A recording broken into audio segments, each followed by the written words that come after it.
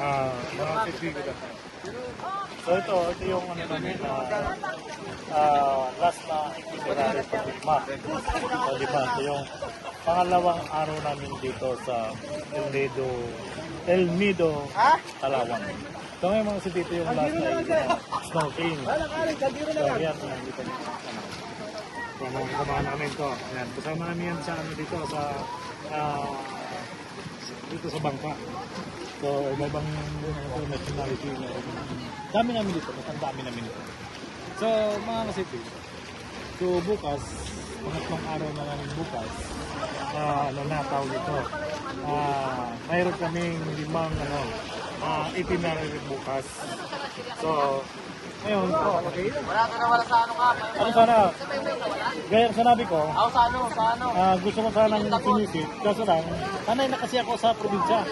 Maraming ano. Mga daw, pinagsinalo sa kanya kasama. Pinagsinalo sa ilalim. Pagdating niya sa Las Vegas, wala na. Gamitin niya sa akin baba. At saka tingnan yung mga city, yung mga rock formation, napakaganda yung rock formation dito. Ito yung El Nido, Palawan.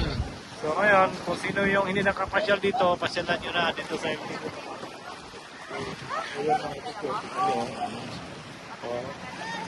So, yun lang mga kasipi.